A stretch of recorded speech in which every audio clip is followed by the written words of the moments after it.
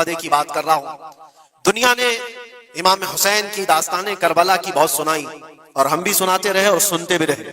وہ تو آخری وقت کی قربانیاں ہیں، جب آپ کی زندگی پاک تمام ہونے کو آئی اس وقت تو کربلا میں پہنچے، لیکن آپ کی ابتدائی زندگی اور آپ کی جوانی، یہ سب معاملات ہر نوجوان کے سامنے ہونا چاہیے۔ اگر نوجوان آج ہمارا یہ کہتا ہے کہ میرا آئیڈیل حسین ہے، تو اس کو حسین کی زندگی پڑھنا چاہیے۔ اگر وہ پڑھے گا تو یزیدیوں کی طرح جینا چھوڑ دے گا، جینے کا طریقہ یزیدیوں کی طرح اور نعرے حسین کے ہوں تو یہ زمین و آسمان کا فرق ہے میرے عزیزوں۔ سیدنا امام حسین رضی اللہ تعالیٰ عنہ کے گھرانے کی بات میں آپ کو کہوں، ایک بار حضور پاک صلی اللہ تعالیٰ علیہ وسلم حضرت فاطمہ کے گھر تشریف لائے تھے۔ یہ کون سا وقت تھا میں آپ کو بتاؤں، بچے دونوں بیمار تھے، امام حسن اور امام حسین۔ تو حضرت فاطمہ نے منت کر لی تھی کہ اگر یہ بچے صحت یاب ہو جائیں تو 3 روزے رکھیں گے۔ حضرت علی نے بھی منت کر لی، تو اس کے بعد بچے صحت یاب ہو گئے تو روزے رکھے۔ حضرت علی رضی اللہ تعالیٰ عنہ داماد رسول، اسد اللہ الغالب، شیر خدا جن کو کہتے ہیں، فاتح خیبر شکن اور فاتح خیبر، سیدنا علی بن ابی طالب رضی اللہ تعالیٰ عنہ ایک کھجوروں کے باغیچے میں کام کیا کرتے تھے، اور مزدوری میں صرف 2 درہم آپ کو ملتے تھے۔ وہ 2 درہم ایسے کہ اس سے مدینے میں اتنا آٹا ملتا تھا جس سے 5 روٹیاں بن سکتی تھی۔ یہ دن کی مزدوری تھی ان کی، دن بھر کام کر کے آتے، روزہ رکھ کر کے گئے تھے، کام کر کے 2 درہم مزدوری میں لے آئے، اور اس کے بعد آٹا خرید کر لائے اور کہا فاطمہ روٹیاں بنا لو۔ 5 لوگ تھے گھر میں، حضرت فاطمہ، حضرت علی اور آپ کی ایک کنیز فضہ، اور حضرت حسن اور حسین رضی اللہ تعالیٰ عنہ۔ 5 روٹیاں بنی تھی، اور شام میں افطار کے لیے بیٹھے تھے، تو عین افطار کے وقت ایک مسکین دروازے پر آتا ہے، وہ کہتا ہے یہ اہل بیت کا گھرانہ ہے، میں بہت بھوکا ہوں، کیا مجھے کچھ کھلایا جا سکتا ہے؟ حضرت فاطمہ نے 5 روٹیاں اٹھا کر اس کی جھولی میں ڈال دی، ایک بھی نہیں رکھا، اور پانی پی کر افطار کر لیا۔ کیا یہ کر سکتا ہے ہم میں سے کوئی؟ افطاری کے وقت ہمارے سامنے رکھا ہوا سامان ادھر سے ادھر ہونے نہیں دیتے۔ کوئی تمہارا شربت تھوڑا سا اٹھا لے تو دیکھو پارا کتنا چڑھ جاتا ہے۔ افطاری کے وقت تو سب کو بھوک شدت کی لگی رہتی ہے، اور اس وقت گھر میں جو موجود ہے وہ اٹھا کے دے دینا۔ مسکین تو لے کر چلا گیا، اور یہ پانی سے افطار کر کے رہ گئے، رات کو اسی پانی سے سحری، دوسرا روزہ تھا۔ حضرت علی مزدوری پر گئے، پھر وہی مزدوری اور آٹا لائے، 5 روٹیاں بنی، اور افطار میں بیٹھے تھے کہ ایک یتیم بچہ آ گیا جس کے ماں باپ نہیں تھے۔ اس نے آواز لگانی شروع کی کہ میرا کوئی نہیں ہے، میرا آسرا نہیں ہے، میرا باپ نہیں ہے، میں یتیم ہوں، کیا مجھے اس گھر سے کھلایا جا سکتا ہے؟ آج حضرت فاطمہ نے وہ 5 روٹیاں اٹھائی، اس کی جھولی میں ڈال دی، کہا صبر کر لو، ہم پانی پی لیں گے۔ پانی پی کر دوسرا دن افطار کر لیا انہوں نے، اور اس دن اسی طرح سے سحری کیے، اور تیسرا روزہ تھا۔ کون رکھ سکتا ہے میرے عزیزوں؟ ایک روزہ ہی لوگوں کے لیے کتنا بھاری ہوتا ہے۔ تیسرا روزہ تھا بغیر کسی چیز کے کھائے ہوئے، اور تیسرے روزے کے بعد پھر مزدوری کی حضرت علی نے، پھر اتنی مزدوری سے آٹا خرید لائے، 5 روٹیاں بنی، اور آج ان کے کھانے کا وقت تھا، افطاری کرنے ہی والے تھے۔ جیل سے چھوٹا ہوا ایک قیدی ان کے گھر کے پاس آیا، قیدی تھا جو برسوں سے جیل کی سزا کاٹ رہا تھا، اچانک آیا اور کہا میں بہت بھوکا ہوں، میرے پاس کوئی اسباب نہیں، کھانے پینے کا کوئی سامان نہیں، اور میں نے اس گھرانے کی بڑی تعریف سنی ہے، یہ اہل بیت کا گھرانہ ہے، کیا مجھے کھلایا جا سکتا ہے؟ یقیناً وہ لجپال گھرانہ ہے، وہ سخی گھرانہ ہے۔ آج بھی 5 روٹیاں اٹھائی اور ڈال دی، اور حالت یہ ہو گئی تھی کہ سب کا پیٹ سے لگ گیا تھا، اور آواز نہیں نکل رہی تھی کسی کی۔ تیسرا دن گزرا تھا، اور اس وقت سب حسنین کریمین طاق میں دبکے ہوئے اندر بیٹھے ہوئے تھے، حضرت علی جھکے ہوئے تھے، حضرت فاطمہ بھی وہ سجدے میں تھی۔ رسول کریم صلی اللہ تعالیٰ علیہ وسلم اس حالت میں اس گھرانے میں تشریف لاتے، اور آئے آواز دیا تو آواز کسی کی نکل نہیں رہی، سناٹا ہے گھر میں۔ دیکھا تو حسنین کریمین جسم پورا لاغر دکھ رہا ہے، دیوار سے دبکے ہوئے بیٹھے ہیں، حضرت فاطمہ الگ، حضرت علی الگ۔ یہ کیا منظر ہے؟ یہ اہل بیت وہ ہیں جو فاقہ کرتے تھے لیکن شکایت کسی کے پاس کرتے نہیں تھے۔ یہ نہیں کہ ہمارے گھر میں کچھ نہیں ہے، کبھی نہیں کہا، اسی طرح بیٹھے رہے۔ اللہ کے نبی صلی اللہ علیہ وسلم پوچھ رہے تھے تمہیں کیا ہو گیا؟ اسی اسنا میں ان کا جواب آنے سے پہلے جبرائیل امین آیت لے کر کے آ گئے، آیت لے کر کے آ گئے۔ قرآن پاک کی آیت سورہ دہر میں آج بھی موجود ہے، اللہ تعالیٰ فرماتا ہے وَيُطْعِمُونَ الطَّعَامَ عَلَى حُبِّهِ مِسْكِينًا وَيَتِيمًا وَأَسِيرًا۔ اے رسول پاک یہ وہ گھرانہ ہے جو اللہ کی محبت میں کبھی مسکین کو کھلاتا ہے، کبھی یتیم کو کھلاتا ہے اور کبھی قیدیوں کو کھلاتا ہے۔ اور حضور کو حضرت جبرائیل نے بشارت دی، نہ وہ مسکین گھر پہ آیا تھا، نہ یتیم گھر پہ آیا تھا، نہ قیدی گھر پہ آیا تھا، وہ تو اللہ کا فرشتہ تھا جو اہل بیت کا امتحان لے رہا تھا۔ اور یہ اہل بیت کا گھرانہ امتحان میں مکمل کامیاب ہے اور ان کے کھانے کے لیے اللہ تعالیٰ جنت سے کھانے نعمت اتار رہا ہے۔ یہ وہ گھرانہ تھا۔ کیا اس صبر کو آپ دیکھ سکتے ہیں بچپن میں جہاں اتنا صبر سکھایا گیا ہو؟ بچوں نے یہ الجھ کر کے کہا ہو کہ ماں کیوں دے رہی ہو روٹیاں، ہمارے لیے بھی تو کچھ رکھو۔ یہ وہ آداب تھے، یہ وہ پرورش تھی جو کربلا کے میدان میں ان کو جبل استقامت بنایا ہوا تھا۔ ٹس سے مس نہیں ہوتے تھے، یہ اچانک آئی ہوئی پرورش نہیں تھی، اچانک ملی ہوئی تربیت نہیں تھی، ان کی گٹھی میں گھول کر کے پلائی گئی ہوئی تربیت تھی۔ حسنین کریمین کو یہ صبر و استقامت ان کی ماں اور ان کے باپ نے اس وقت سے دیا ہے جب ابھی وہ شعور کی آنکھیں کھول رہے تھے۔ عزیزان گرامی وقار، استقامت کس کو کہتے ہیں؟ یہی ایک جملہ، ایک لفظ یاد کر لو بس کافی ہے۔ آج میرا میسج اتنا ہی ہے۔ استقامت ہے صرف اور صرف ظلم سہ کر کے مر جانا، یہ کوئی کمال کی بات ہے۔ ظالم کے سامنے ڈٹے رہنا اور حق بات کا اعلان کرنا، یہ استقامت ہے۔ اور یہ ساری کرامتوں سے بڑھ کر کے ہے۔ ساری کرامتیں، جو بھی ولی کرامت دکھاتا ہے وہ نبوت کا پرتو ہوتا ہے، معجزے کا پرتو ہوتا ہے۔ نبی معجزہ دکھاتے ہیں۔ معجزہ کیا ہے؟ ایسا کام جو عام انسان نہیں کر سکتا۔ جیسے حضرت موسیٰ علیہ السلام نے اپنے لکڑی کو زمین پر ڈالا تو وہ سانپ بن گیا، اژدھا بن گیا۔ حضرت عیسیٰ علیہ السلام مٹی کے پرندے کو پھونک مارتے تھے تو وہ اڑ جاتا تھا، یہ معجزہ ہے۔ اور ولی سے جو کام صادر ہوتا ہے ایسا جو عام انسان نہیں کر سکتا، اس کو کیا کہتے ہیں؟ کرامت۔ ولی سے کرامت ثابت ہوتی ہے۔ بہت سارے اولیاء کرام سے کرامتیں صادر ہوئی۔ سرکار غوث پاک رضی اللہ تعالیٰ عنہ کی کرامتیں بہت، سرکار غریب نواز کی کرامت سے، بہت سارے اولیاء کرام کی بہت سی کرامتیں۔ انہوں نے کبھی پانی پر اپنے مصلے بچھائے، کبھی ہواؤں میں چل کے دکھائے، یا پھر محیر العقول کام جو عام انسان کی سمجھ میں نہ آئے، یہ سب کرامتیں دیکھ کر انسان حیرت میں آ جاتا ہے، ایسا کیسے؟ اور آج بھی سارے لوگ اسی چکر میں باباؤں کے پیچھے گھومتے رہتے ہیں کہ کوئی چمتکار دکھ جائے، چمتکار نظر آ جائے۔ چمتکار دیکھنے کے لیے انسان پاگل ہو جاتا ہے۔ اسی جو آپ کی زبان میں چمتکار اور کرامت الگ چیز ہے۔ جادوگر کوئی چیز دکھا رہا ہے وہ چمتکار ہے۔ کرامت دیکھ کر کے تم یہ سمجھنے لگتے ہو اس سے بڑا کوئی ہو ہی نہیں سکتا، اس سے بڑا کوئی نہیں ہو سکتا۔ اگر تمہارے سامنے کوئی بابا ہوا میں اڑ کے دکھا دیا تو ہو گیا پھر تمہارا، ساری چیزیں اس کے پیچھے قربان، اس سے پہنچا ہوا کوئی نہیں۔ میں آپ کو کہتا ہوں دنیا کی ساری کرامتیں ایک جگہ پر، حق بات پر اٹل ہو جانا استقامت اس سے بڑھ کر کے ہے۔ وہ امام حسین نے کربلا کے میدان میں دکھایا ہے۔ کرامت کیا امام حسین نہیں دکھا سکتے تھے؟ ارے سارے اولیاء جن کے قدموں سے لگے ہوئے ہو، جہاں سے ولایت بٹ رہی ہو، حضرت مولا علی کو کیا کہتے ہیں؟ شاہ ولایت کہا جاتا ہے۔ سارے اولیاء اکرام کی ولایت وہاں جاتی ہے۔ تو کیا امام حسین کربلا میں اپنی کرامت دکھا کر کے قابو نہیں کر سکتے تھے؟ اور لوگوں کے اس ذہن میں آنے والے سوال کو دور کرنے کے لیے امام حسین کے شہزادوں میں 600 سال بعد آنے والے غریب نواز نے اجمیر کی دھرتی پر دکھایا بھی تھا۔ تم اگر پانی بند کرتے ہو تو معین الدین ایک کھٹوری میں پورا پانی سما سکتا ہے۔ کیا نہیں ہوئی تھی؟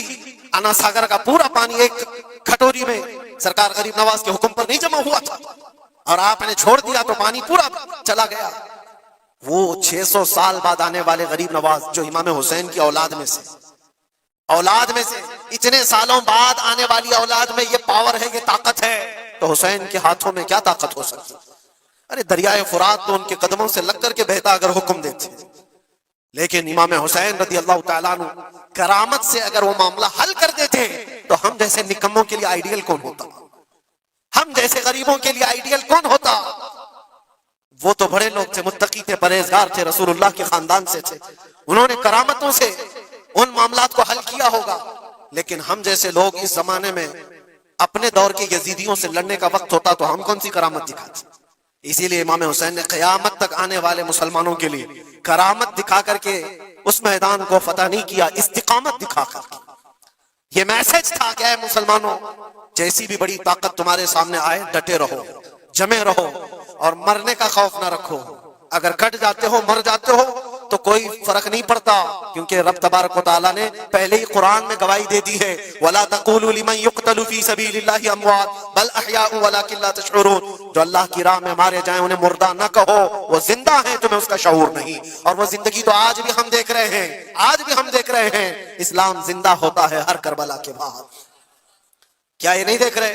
ہر گھر پہ امام حسین کے چرچے، جلنے والے ہوں گے، کڑنے والے ہوں گے، لیکن ان کو انگلیوں پہ گنا جا سکتا ہے، باقی چاہنے والوں کی تعداد ستاروں سے زیادہ ہے۔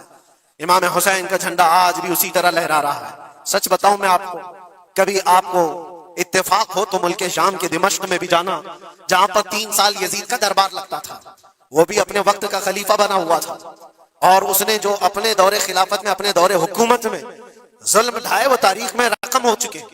جا کر کے پوچھنا اہل شام سے، دمشق والوں سے، کہ ایک دور یہاں تمہارا بادشاہ رہتا تھا، شام کا حکمران یزید، وہ کہاں ہے، اس کی قبر کہاں ہے؟ لوگ تو بغلیں اٹھا کر کے آپ کو کہیں گے کہ یہاں تو کوئی ایسی قبر نہیں دی۔ ہاں ہم کو پتا ہے، بعض مورخین نے، بعض دانشور جو پڑھے لکھے وہ کہتے ہیں جہاں پر سارا کچرا ایک جگہ پھینکا جاتا ہے، ڈم کیا جاتا ہے دمشق کا، وہاں کہیں اس کی قبر کھو گئی، اس میں کہیں قبر کھو گئی۔ یہ تو اس کی بات کر رہا ہوں جو بادشاہ تھا، فوج رکھتا تھا، تاج رکھتا تھا، تخت رکھتا تھا اور حکومت رکھتا تھا، اس کا سوال ایسے۔ پھر آؤ عراق کی سرزمین پر اور کربلا جاؤ، سوچو ایک کھلا چٹیل میدان تھا، یہاں پر کوئی آبادی نہیں تھی، دور دور تک ایک دریائے فرات بہتی تھی اور باقی کچھ نہیں تھا، اور جا کر کے آپ ڈھونڈنے لگ جاؤ گے کہ میدان کہاں ہے، تو تمہیں میدان نہیں ملے گا، ہر جگہ آبادی ہی آبادی۔ ایک حسین و جمیل شہر ہے، اور لوگوں سے پوچھو کہ یہاں تو ہم نے سنا تھا رسول اللہ کے شہزادے حسین کو کاٹ کر کے ٹکڑوں میں بدل دیا گیا تھا، ان کے شہزادوں کو، اور امام حسین کے سر کو الگ کر دیا گیا، جسم کو الگ کر دیا گیا، ان کے بیٹوں کے جسم پر گھوڑے دوڑا دیے گئے تھے۔ سنا تو ایسا تھا کہ ان کے سب جسم کو اس طرح سے بکھیر دیا گیا تھا، وہ کہاں ہیں؟ کیا مٹ گئے تاریخ میں؟ نہیں، آپ کو ہاتھ پکڑ کر لے جا کر ایسے دربار میں کھڑا کریں گے جس دربار کی اونچائی دیکھنے سے ٹوپی گر جاتی ہے۔ اس حسین دربار کو دیکھتے ہی دل میں ہیبت طاری ہوتی ہے، اور پھر تم بے اختیار یہ کہہ دو گے، حسین کا دربار دیکھتے ہی تمہاری زبان سے یہ الفاظ نکل پڑیں گے، شاہ است حسین، بادشاہ است حسین۔ وہ اب بھی بادشاہ ہے، اب بھی شاہ ہے، اور ہزاروں لوگوں کو دیکھا ہے ہم نے حسین اعظم کی قبر پاک کے پاس آتے ہیں۔ میں پوچھا تھا ایک بڑے بزرگ سے، چٹیاں وہاں پر بہت اندر رہتی ہیں، بہت سارے لوگ اپنے پیسے بھی ڈالتے ہیں، نذرانے بھی پیش کرتے ہیں، بہت ساری چٹیاں ہوتی ہیں۔ میں نے پوچھا چٹیاں کیا ہیں؟ کہا برسوں سے رواج ہے، جب کسی کا کوئی مسئلہ حل نہیں ہوتا تو وہ پورا چٹی میں اپنا لکھ کر کے لاتا ہے اور امام حسین کے پاس پیش کرتا ہے، اس لیے کہ اس کا وجدان یہ کہتا ہے ہم رعایا ہیں اور وہ بادشاہ ہے، بادشاہ کے سامنے اگر شکایت نہ کی جائے تو پھر کس کے سامنے کی جائے؟ لوگ اپنی شکایتیں آج بھی پیش کرتے ہیں۔ میں کہنا یہ چاہتا ہوں میرے عزیزو، 14 صدیوں کے بعد بھی جس کی بادشاہت ختم نہیں ہوتی، وہ کس بات کی وجہ سے ہے؟ وہ استقامت کی بنیاد پر ہے۔ اسی لیے تو قرآن میں اللہ نے فرمایا ان الذین قالوا ربنا اللہ ثم استقاموا، بے شک وہ لوگ جنہوں نے کہا ہمارا رب اللہ ہے پھر جمے رہ گئے، تتنزل علیہم الملائکہ، ان پر اللہ فرشتے اتارتا ہے، اور فرشتے یہ کہتے ہوئے آتے ہیں جو استقامت کے ساتھ کھڑا ہے اس کو کہ گھبراؤ مت، ڈرو مت، ان قریب اللہ تبارک و تعالیٰ نے جو تم سے وعدہ کیا ہے وہ تمہیں ملنے والا ہے۔ یہ استقامت کے ساتھ رہنے والے کے لیے ملائکہ اتارے جاتے ہیں۔ آج بھی ہمارا امتحان اسی استقامت کو لے کر کے ہے، کتنے جمے رہو گے، کتنے ڈٹے رہو گے، یہی امتحان آنے والا ہے۔ آگے بھی دیکھنا، اس زمانے میں بھی دیکھنا، تمہاری ٹوپیاں اتاری جا رہی، تمہاری داڑیاں نوچی جا رہی، تمہارے برقعے، تمہارے حجاب سب سوالیہ نشان ہیں۔ اب تو حالات یہ ہو گئے ہیں، لوگوں کو اتنی کھجلی ہے کہ اذان کی آواز سے بھی پورے جسم میں کچھ لوگوں کو کھجلیاں ہوتی ہیں، تکلیفیں اتنی ہیں کہ سب اتار دو، کوئی اذان کی آواز نہیں۔ صدیوں سے جو اذان کی آوازیں گونج رہی تھی، آج پتہ نہیں پاگلوں کے دماغ میں کون سی چیز سوار ہے، کون سا شیطان سوار ہے۔ یہ صرف اور صرف اس لیے نہیں ہے کہ ابھی ابھی کے بنے ہوئے شیطان ہیں، شیطان تو پرانے ہیں، لیکن امتحان کی گھڑی تمہاری ہے، وقت ابھی ہمارے امتحان کا آ چکا ہے۔ یہ جو پوری دنیا کے حالات آپ دیکھ رہے ہیں، ان حالات میں بھی میرے عزیزو ایک بات یاد رکھنا، بہت سارے طوفان، بہت ساری آندھیاں آئیں گی، اگر تم ایمان کی حفاظت کے ساتھ اس دنیا سے گئے تو امن میں ہو، ورنہ اللہ کے نبی صلی اللہ علیہ وسلم نے اسی زمانے کے لیے فرمایا تھا وہ زمانہ آئے گا میری امت پر کہ صبح مومن ہوں گے، شام میں کافر ہو جائیں گے، شام میں مومن سوئیں گے، صبح کافر اٹھیں گے۔ وہ اس زمانے میں ہم آ چکے ہیں جہاں ایمان کا سودا ہونے لگ گیا ہے۔ لوگ تو آج مجھے پتا ہے میں ہر چیز پر بات کروں تو بہت لمبی بات چلی جائے گی. ہماری قوم میں سب سے زیادہ وہ غدار لوگ موجود ہیں جو چند ٹکوں کے لیے، جو چند پیسوں کے لیے مخبری کیا کرتے ہیں اور ایمان بیچتے ہیں. ان کو کیا حاصل ہوتا ہے؟ اپنی قوم کی خبریں جا کر کے لوگوں کو پہنچانا، پولیس کو خبر دینا، اس کو خبر دینا، نیتاؤں کی چھاٹو گیری کرنا. یہ سب چیزیں تمہارے ہاں کہاں سے آ گئی؟ تم تو خیر امت ہو، حسین اعظم کے غلاموں میں تمہارا نام ہوتا ہے. تمہارا سینہ تو ایسا ہونا چاہیے کہ کبھی تمہیں کوئی غلامی پہ جھکا نہ سکے. لیکن جو لوگ غلامی کو پسند کر کے تلوے چھاٹنا چاہتے ہو، یاد رکھنا اس دنیا میں بھی ذلت ہے، آخرت میں بھی بڑی ذلت ہے. بہت بڑی ذلت کا توق اٹھا کر کے اٹھائے جائیں گے. اسی لیے باز آؤ اے نوجوانوں، میں آپ سے کہتا ہوں، لالچ پر، پیسوں پر، تھوڑی سہولت دینے پر اگر تم بک جاتے ہو تو تم سے زیادہ اس روئے زمین پر کوئی بدنصیب نہیں ہوگا، کوئی بدنصیب نہیں ہوگا. آپ کو پتا ہے منافقین کے رد میں اللہ نے کتنی آیتیں اتاری، اور قرآن میں اللہ نے فرمایا ان المنافقین فی الدرک الاسفل من النار، بے شک منافقین جہنم کے سب سے نیچے حصے میں ہوں گے، سب سے زیادہ عذاب میں ہوں گے. کون ہے وہ منافق؟ جو چہرے سے مسلمان دکھتے ہوں اندر سے کافر ہوتے ہیں. یہ دغا باز، دھوکے باز. آج پتا ہے آپ کو ایران کی اس لڑائی میں سب سے زیادہ اسے نقصان کس چیز سے ہوا تھا؟ میں اس جنگ پر بات نہیں کر رہا، لیکن اس مقابلے کو آپ اپنے سامنے جو پیش آ رہی ہیں ان حالات کو دیکھ کر کے سمجھو. سب سے زیادہ یہودیوں کی طرف سے نہیں، ان کی قوم میں موجود ان کے غداروں سے تھا، جنہوں نے جگہ جگہ بم اڑائے، جگہ جگہ اسرائیل کا کام کیا وہاں پر. یہ سارے ہر زمانے میں ہوتے ہیں. ان کو کیا فائدہ تھا؟ ان کو کیا چیز ملنے والی تھی؟ بس تھوڑے سے پیسے یا تھوڑی سی سہولتیں یا تھوڑا سا دنیا کا عیش ملتا. یہ ہر زمانے میں ہوتا ہے. یہ تمہاری زندگی میں کبھی آفر آئے تو ٹھکرا دینا، اس لیے کہ رسول اللہ سے غداری کبھی نہیں کرنا. حضور پاک صلی اللہ تعالی علیہ وسلم کو قبر میں بھی تمہیں منہ دکھانا ہے اور حشر میں بھی منہ دکھانا ہے. آج تمہاری دشمنی بھی اگر کسی مسلمان سے ہو جائے تو اس کی خبر گیری کرنا یا اس کی جاسوسی کر کے دوسرے تک پہنچانا یہ سخت قبیح کام ہے، بہت ہی برا فعل ہے. اس اللہ تعالیٰ کی اس پر لعنت ہے جو اس طرح کے کاموں میں مصروف ہے. غداروں سے بہت بڑا نقصان ہے. آج استقامت کی بات میں کر رہا ہوں، ایسے حالات بھی تمہارے ساتھ آئیں گے، تمہارے اپنے ٹوٹ جائیں گے، بکھر جائیں گے، لوگ چھوڑ کر کے غداری کریں. آپ کو میں بتاؤں، میں قید کی حالت میں تھا، 22 دن تک مجھے ادھر سے ادھر گھمایا جا رہا تھا انویسٹیگیشن کے نام پر. ایسا لگ رہا تھا کہ یہ بہت بڑا کوئی آتنکوادی پکڑ کر کے لائے، پورا جلوس لے کر کے گھوم رہے. ارے دو جملے کیا بول رہے جس کی بنیاد پر اتنے ساری تم نے گھما دیے ساری چیزیں. میں کبھی بولتا نہیں اس چیز پر، آج میں آپ کو بتا رہا ہوں. میرے سامنے بیٹھا ہوا آفیسر جو انویسٹیگیشن کر رہا ہو، اسے تو 5 چیزیں معلوم تھی، وہ یہ چیزیں پوچھ رہا ہے، لیکن سامنے مجھے خود اس نے بتایا.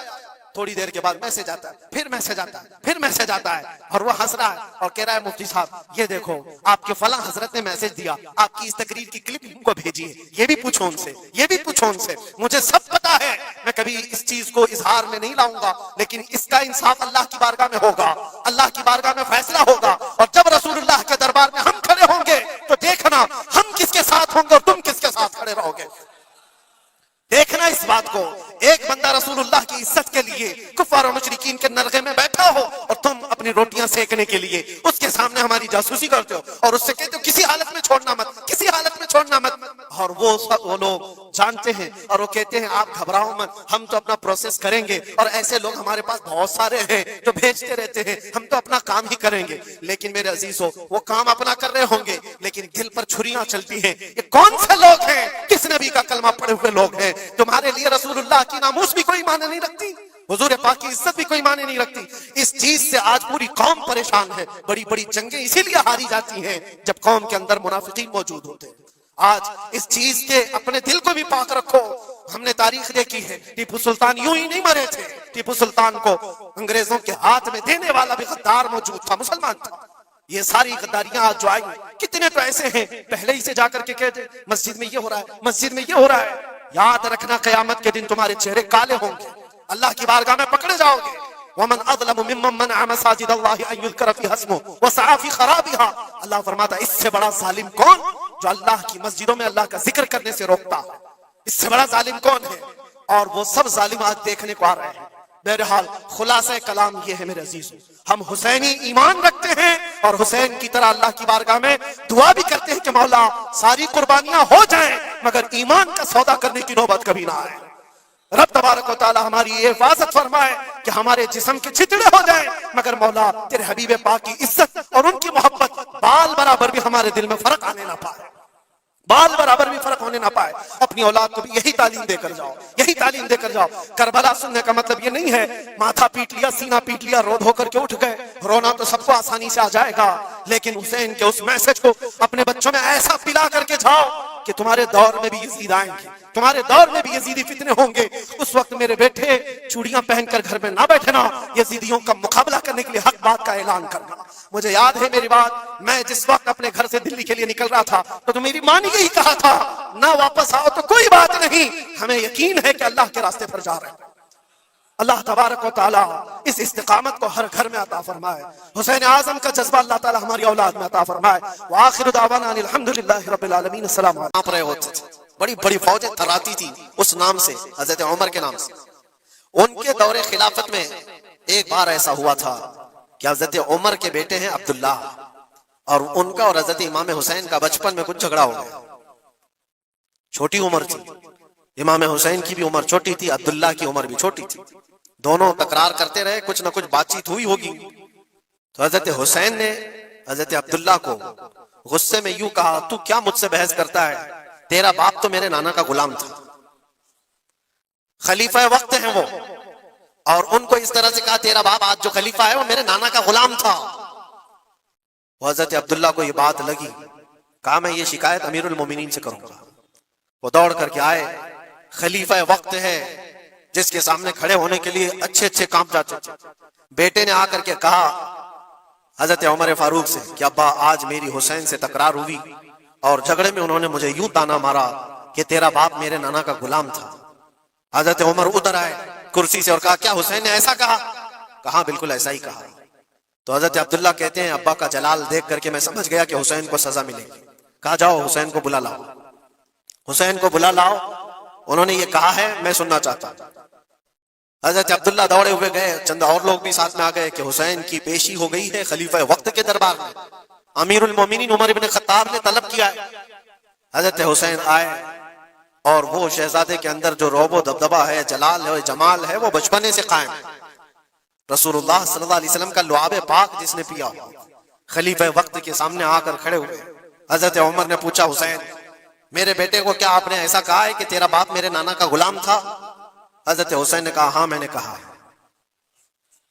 डर किस बात का, खौफ किस बात का? जो कहा है वो कह रहा हूं, हाँ मैंने कहा। हजरत उमर ने कहा, कैसे कहे बताओ, किस तरह से तुमने कहा था, बोल के बताओ।